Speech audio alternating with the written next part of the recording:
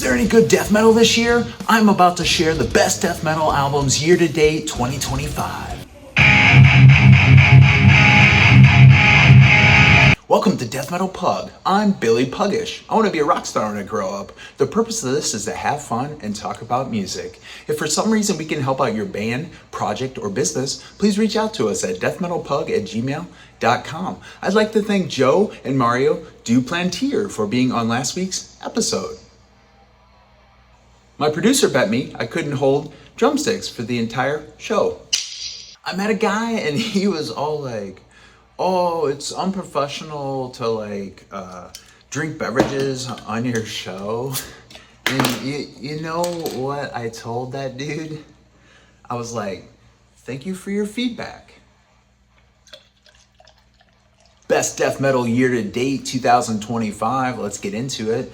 We're starting with an album that I've only been enjoying a few weeks, and that would be Scalpture's Landcraig album. There is a lot going on in this. You have to pay attention. It seems like the vocals and song titles vary between English and German. If you like big death metal, expansive stuff, this could be for you.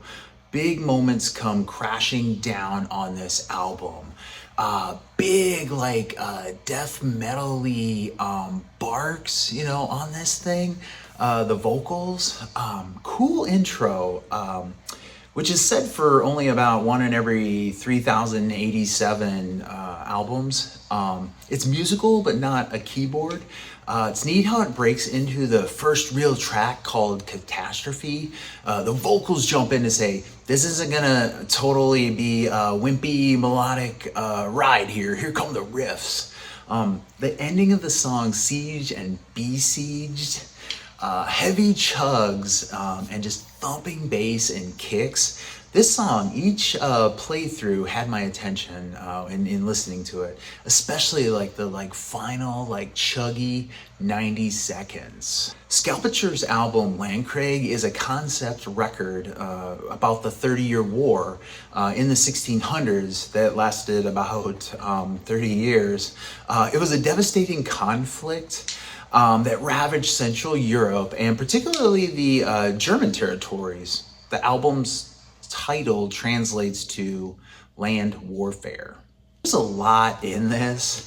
I think little things surface up with each listen, which is kind of cool. The song Hell's Choir chant is a fun mover of a song. The ending of these songs on this album are great, so stick with them. Every time a Hell's Choir song comes on, I just kind of notice it. It's in particular, it stands out to me. So I glance down on, to my phone to be like, which song is this? The album as a whole just reminds me of something I can't come up with right now.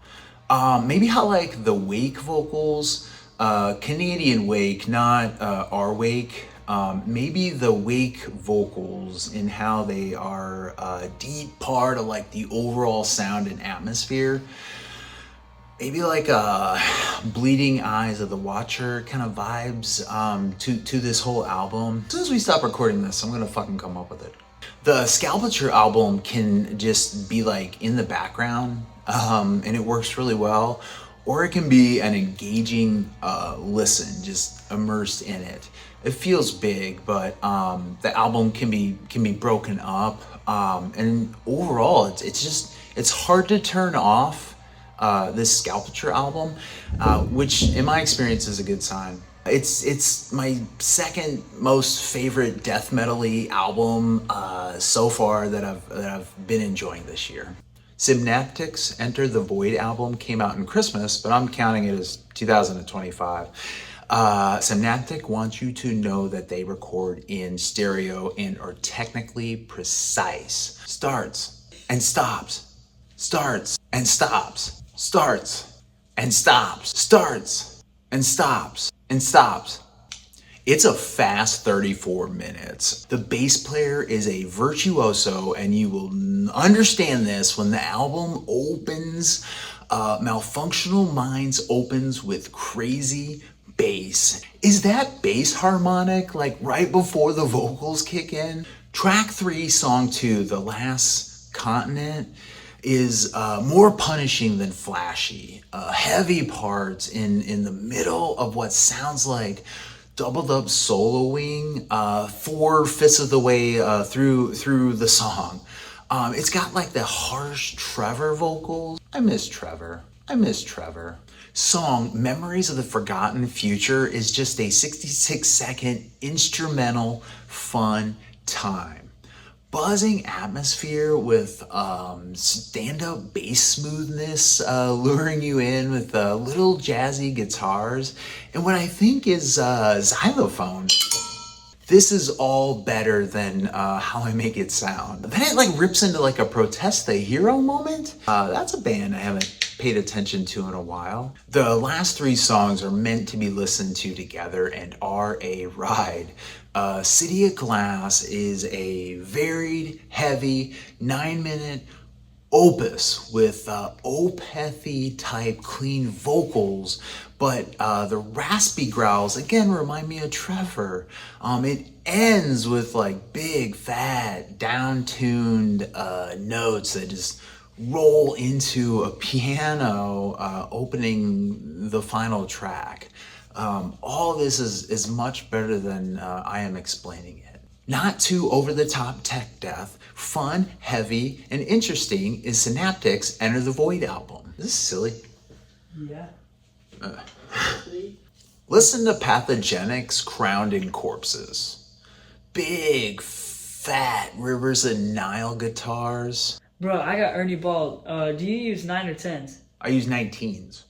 The album feels both unique and familiar to me. People call me out on my bullshit online. Yeah. Little touches make it stand out, like the layered, what I think like female vocals are added onto the opener, Mass Grave Memory. It's like just enough where you're like, what was that? Pathogenic adds tones and atmosphere. It could use a few more memorable moments. The song Fragments is a big centerpiece moment on the album. With this like 90s keyboard outro kind of thing to it that had the same like sound sprinkled in the song throughout. With an almost big 80s guitar moments, the song then leads to the title track that opens with a little guitar riff and bass drums, and then the singer is like, "Spill the blood of your enemy." That is a good time. The new Rot song has memorable vocal moments as well. Twist the Knife, We Die Alone. The new Rot on top of the old, We Die Alone. I mean, basically just the themes of a motivational seminar. I mean, real Tony Robbins stuff. When you press play on this album and then you think you've got this band figured out, song 3 mixes it up a bit with like acoustic guitars opening and then just with like a solo on top of it. The song Drag Your Crosses has just such a cool syncopated palm muted opening that is just so much fun. I really like this album as well. I still got my sticks. You're gonna drop them. Old is new. Benediction returned with Ravage of Empires. Benediction is a British death metal band formed in Birmingham, England in 1989. They're recognized as pioneers of the early 90s UK death metal scene, alongside bands like Bolt Thrower and Napalm Death. The original lineup included vocalist Mark Barney Greenway. Dave Ingram took over vocal duties. Ingram led the band through several subsequent albums, including The Grand Leveler and Transcend the Rubicon, the latter often regarded as their most acclaimed work. The two guitarists and vocalist remain on Ravage of Empires. I don't have a long history with this band. I had not really heard of them back in the day, although I do like to throw around the phrase transcend the Rubicon at meetings at work. This album has got a great vibe to it, like very 90s death metal vibes, which I like. First track, when that riff for Carrion Harvest was written, I bet they were like, this is our opening track. It sets the album off to like such a great start. Track 2, Beyond the Veil, has a cool palm muted riff that I like. Thrashy, just like Genesis Chamber, Do I Have the Right? Just the smooth, like sounding like drop D like riff progression right after Do I Have the Right? It's cool. 3/4 of the way through Crawling Over Corpses, it just turns into a cool, chuggy part of the song. I don't know if this pops enough for this generation, but some of you will love this. The more you listen to it, the more you'll like it. If you like Benediction, I have a recommendation for you. Carpet Bomb released the album Awaken Terror in 2023. Check it out. I like it early in the morning during workout. It's just got like a great vibe, like, 90s kind of smoothness to it. I talked about Allegaeon last week, but they should be added to this year-to-date list as well. The Osprey Lens is a shower and a grower. Some good stuff just stood out right away. Others are just growing on me. The midsection of the album, from Driftwood to Wake Circle, is the best part. Driftwood's chorus just draws me back. I didn't think that much of that song at first, but each time I pass through and listen to it, it chorus draws me back.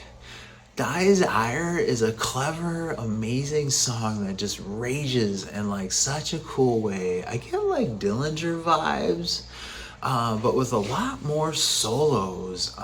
The Swarm rages. Dark Matter Dynamics is so cool with the Spanish guitars and movements. The song Wake Circling Above is 7 minutes, and starting with Atmosphere and what I would call Fires in the Distance atmosphere. Other things are in it that do work out to be great as well, like the clean vocals, the breakdown in the middle of the song, raging vocals, big solo ending in more Fires in the Distance atmosphere. Cytotoxin Biographite. These fucking names are hard to remember. I guess everything can't be Witch Club Satan. Opening riff, scale, solo, the song Hope, Terminator. It's like Fetus with the arpeggios. It's got the growl slams, and the drums are just crazier. Track 3, Behind Armored Doors, stuck out to me in the first listen. The Everslave track was interesting as well. Brutal Tech Death. This album is like a lot cleaner production than their past stuff, I feel like. It's kind of familiar vibe, like I've heard this before. Deep, brutal death metal vocals, a lot of flashes of guitar moments, like little sweeps and solos. Vocals a little same across the whole thing. Constant drums and double kicks on Event Horizon are cool. Then it slows till the pattern down for the last minute for like an interesting guitar solo. Themes of the album, I get the impression, are death of humans, the planet, war, disasters. Chernobyl is their thing. The fallout from the Chernobyl incident has been their long-running lyrical theme. How do you know a person from Chernobyl is happy? They wag their tail. The most popular band in Chernobyl is actually Fall Out Boy. Who has 3 thumbs and is happy to be back in Chernobyl? This guy. I understand in Chernobyl, this channel gets glowing reviews. I once knew a guy from Chernobyl. On one hand, he was friendly. On the other hand, he was quite clingy. But on the third hand, he had 8 fingers. Just not enough stood out to me upon the first few listens of this album. There might be a lot more to uncover though. Never take a one listen review as fact. Be sure to check it out yourself. A lot of tech synchronization, shades of slammy. If you thought the Defeated Sanity album was like too 90s quiet, this one has a much more bright punch to it for sure. A more tech Broquian, but the vocals aren't constantly barfing. Check this one out. Open Casket's Trial of Failure album proves not only Germans are good at death metal, these mustached Americans from Arkansas, Open Casket, dropped its first album. That's Casket with a K, not with a C. Although the Open Casket with a C has a good vibe to it. Lo-fi, but as it rolls along, you just like vibe with it and you start to appreciate like the understatedness and appreciate like the guitars and the drum work. It sounds like it's from like 25, 35 years ago. It wasn't until the third song I heard like the bass chunking along, and it's good in the background too. Anyway, back to Casket with a K, with its cool finger painting cover. I got like Nails vibes, probably the H2M. At 30 minutes though, Open Casket's debut is 3 times longer than any Nails album.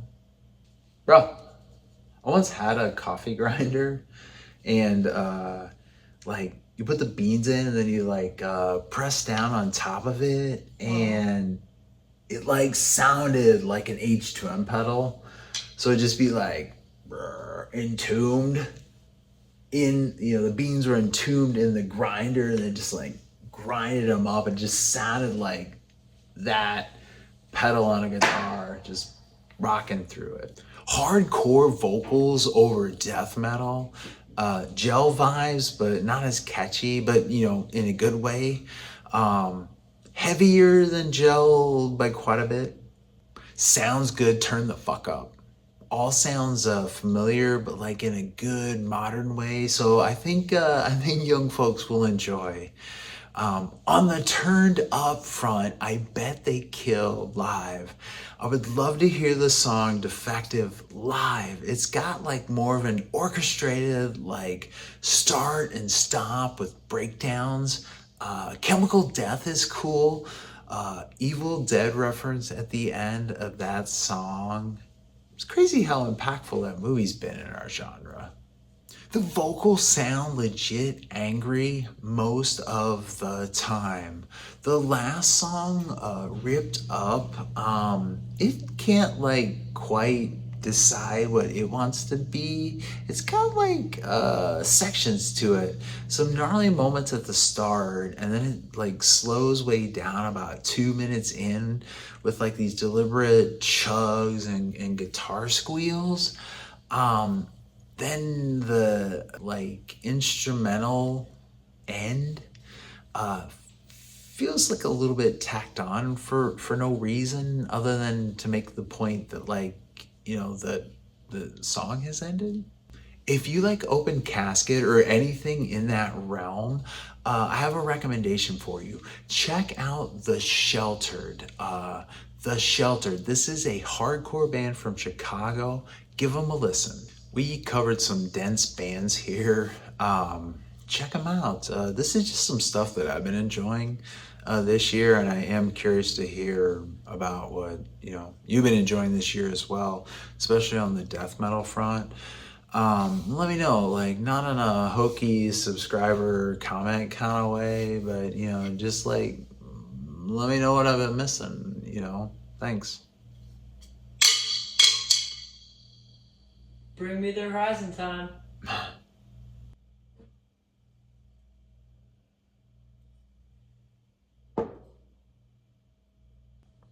Death Metal Pug does not have social media. Flattered that you care, but he just can't work the phone with his paws. Make sure you get your taxes done. Death Metal Pug!